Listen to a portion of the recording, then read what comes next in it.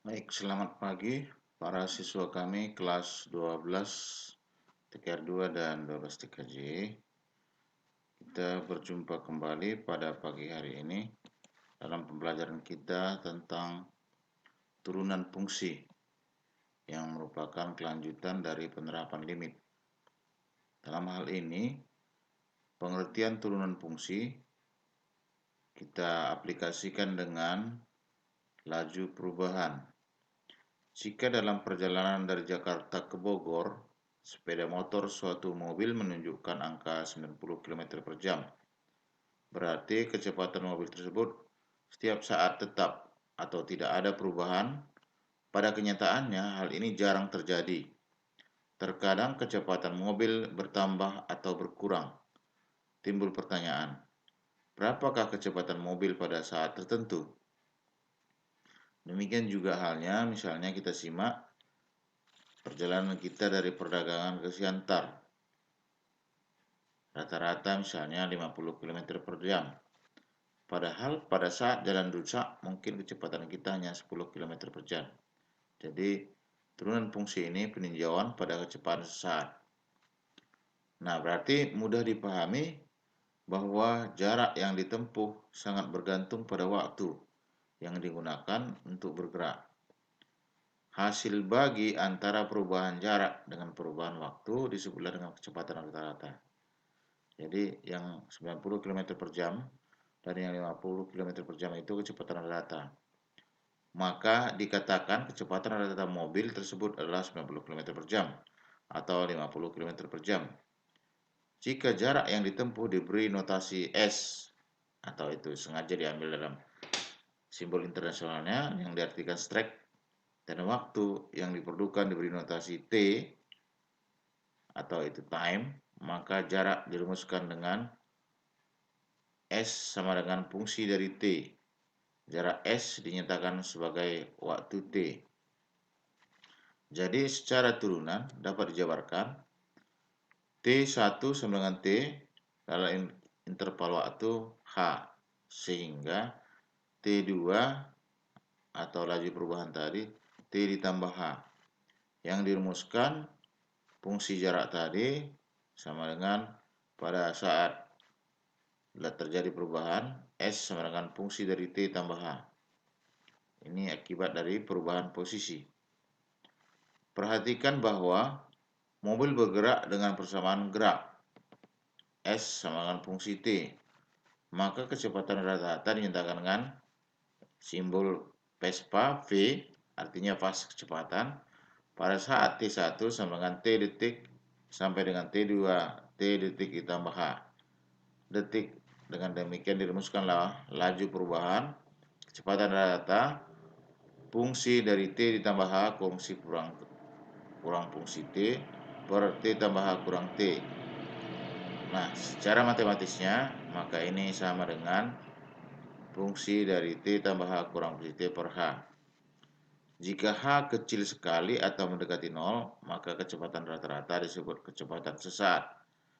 Laju perubahan jarak terhadap waktu dapat dinyatakan sebagai berikut, yaitu kecepatan rata-rata berarti limit H menuju 0 untuk fungsi T ditambah H kurang fungsi T per H. Jika suatu fungsi dinyatakan dengan Y sama dengan fungsi X, berarti laju perubahan nilai fungsi dinyatakan dengan limit H menuju 0 fungsi H tambah fungsi dari X tambah H kurang fungsi X per H. Laju perubahan nilai fungsi tersebut disebut fungsi turunan yang dilambangkan dengan tanda kutip di atas itu sebagai lambang fungsi turunan dibaca dengan aksen X. Jadi fungsi aksen X.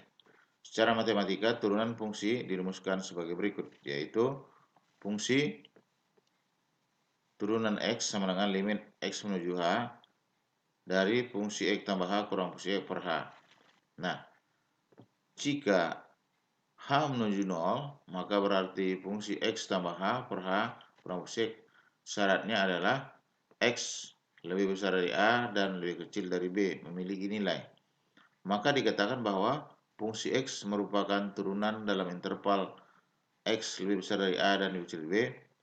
Proses mencari fungsi aksen X atau yang disebut dengan turunan tadi dinyatakan dengan turunan atau pendiferensialan seperti itu.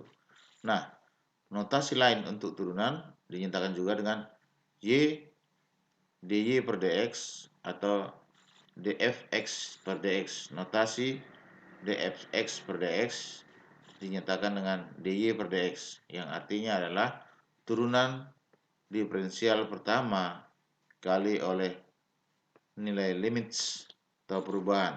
Ini hasil dari penyelidikan pada Leibniz pada tahun 1546 sampai tahun 1716, seorang ahli matematika Jerman. Oleh karena itu, lambang dari derivatif fungsi X terhadap derivatif fungsi X, yaitu derivatif fungsi Y per derivatif fungsi X, sering disebut sebagai lambang Leibniz untuk turunan. Nah, perhatikan contoh. Tentukan nilai dari turunan fungsi X 2x kuadrat kurang X tambah 1 untuk X menuju 2. Penyelesaian fungsi X adalah 2x kuadrat kurang X tambah 1. Berarti nilai laju perubahannya X tambah H berarti 2 kali X tambah H pangkat 2 kurang X tambah H pangkat 2 ditambah 1. Nah, kita selesaikan secara fungsi kuadratnya, matematikanya, bahwa yang X tambah H kita jabarkan dulu pengkuadratannya, maka berarti 2 kali X kuadrat tambah 2X tambah H kuadrat. Nah, berarti hasilnya adalah 2X kuadrat tambah 4XH tambah 2H kuadrat kurang H kurang X kurang H tambah 1. Nah, dengan demikian fungsi X dan X atau turunan pertama limit X menuju 0 sama dengan fungsi X tambah H kurang fungsi X per H. Lalu setiap H kita ganti dengan 0 atau kita selesaikan dulu penjabarannya, bahwa 2x kuadrat tambah 4x tambah 2h kuadrat dikurang x dikurang h tambah 1 dikurang 2x kuadrat tambah x kurang 1, maka hasilnya adalah limit x menuju 0 4x kurang h tambah 2h kuadrat per h. Lalu x menuju 0 berarti tinggallah menjadi 4x kurang 1. Untuk x sama dengan 2, bangsi turunan pertamanya diganti variabel X-nya dengan 2, berarti 4 kali 2 kurang 1 sama dengan 7. Contoh yang kedua, atau cara yang kedua, tentukan diferensial fungsi X terhadap X dari fungsi X kuadrat kurang 4X tambah 3. Jadi, dalam hal ini, fungsi X tambah H kurang fungsi X, maka hasilnya adalah X tambah H kuadrat kurang 4 kali X tambah H ditambah 3 dikurang X kuadrat kurang 4X tambah H, yang X kuadrat kurang 4X tambah 3 ini adalah pernyataan dari soal, di mana dianggap itu sebagai laju perubahan H. Maka sekarang kita selesaikan yang X tambah H di pangkat 2, yaitu X kuadrat tambah 2XH tambah H kuadrat. Jadi hasilnya adalah X kuadrat tambah 2XH tambah H kuadrat kurang 4X kurang 4H tambah 3 kurang X kuadrat tambah 4X kurang 3. Perhatikan mana yang bisa habis, yaitu kurang 3 tambah 3 habis, kemudian kurang X tambah X habis, maka dengan demikian tinggallah 2XH tambah H kuadrat kurang 4H. Berarti nilai limit tadi atau turunan pertamanya diferensial dari fungsi X terhadap dx, dikatakanlah itu sebenarnya diferensial fungsi X itu adalah dy ya. Jadi y per dx sama limit X menuju 0 dari fungsi X tambah H kurang fungsi X per H. Berarti menjadi limit X menuju 0 2X tambah H kuadrat kurang 4H per H. Maka dengan demikian limit X menuju 0 2X tambah H kurang 4, di mana H menuju 0 berarti tinggallah 2X tambah 4. Seperti itu caranya. Lalu ya, ini perhatikan lagi pada soal yang ketiga. Sebuah mobil bergerak dinyatakan dengan persamaan S sama dengan T kuadrat ditambah 5T, di mana S dalam meter dan T dalam detik. Tentukan kecepatan sesaat pada kecepatan rata-rata T sama dengan 2 detik. Jadi artinya dari fungsi S sama dengan T kuadrat tambah 5T pada saat waktu 2 detik kecepatannya berapa. Nah, jadi pengertian seperti ini adalah dinyatakan dengan S sama dengan T kuadrat tambah 5T, di mana fungsi T adalah T kuadrat tambah 5T. Jadi, karena fungsi T adalah T kuadrat tambah 5T, kita ganti, di mana H menuju 0, berarti dirumuskan fungsi dari T ditambah H kurang fungsi T per H, diganti dengan, yaitu tadi bahwa fungsinya adalah 2 tambah H, karena di mana waktunya 2 detik. Jadi limit X H menuju 0 dari 2 tambah H kuadrat tambah 5T tadi diganti dengan 2 tambah H dikurang 2 pangkat 2 ditambah 5 kali 2. Artinya bahwa diganti T-nya dari fungsi T tadi yang menjadi T kuadrat kurang 5T diganti T-nya dengan 2. Jadi pernyataan yang limit H menuju 0 dari 2 tambah H dikuadratkan tambah 5 dari 2 tambah H dikurang 2 pangkat 2 ditambah 5 kali 2 menjadi ini 2 tambah H dikuadratkan 2-nya kuadrat 4, kemudian 2 kali 2 ditambah H jadi tambah 4H, kemudian H dikuadratkan tambah H kuadrat, kemudian 5 kali 2 10, kemudian 5 kali H berarti 5H, kemudian 2 kuadrat 4 dan 5 kali 2 10. Jadi perhatikan bahwa di sini kurang 10 tambah 10 habis. Kemudian di sini ada kurang 4, sini ada tambah 4 habis. Maka 4H ditambah 5H menjadi 9H dan di sini tinggal H kuadrat ya per H.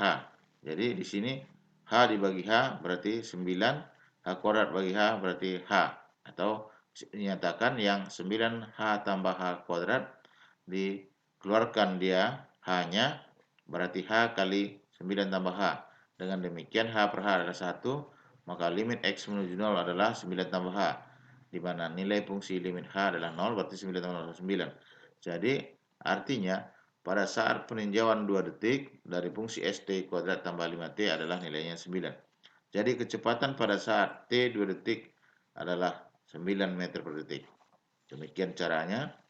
Nah, sekarang untuk sebagai latihan perdana, sebelum kita masuk ke latihan akhir, bisa kita lakukan ini. Sebagai contoh, disimpulkan malah fungsi X sama dengan 5X kurang 4. Nah, jadi dengan cara cepat sebenarnya ini jawabannya adalah sini pangkat 1, ini pangkat 0. Jadi pangkat kali bilangan pokok pangkat berkurang 1. Berarti sini 5X-nya menjadi 1 kali 5, X pangkat 0 berarti 5 kali 1. Sedangkan 0 kali 4, 0. Berarti ini turunan 5.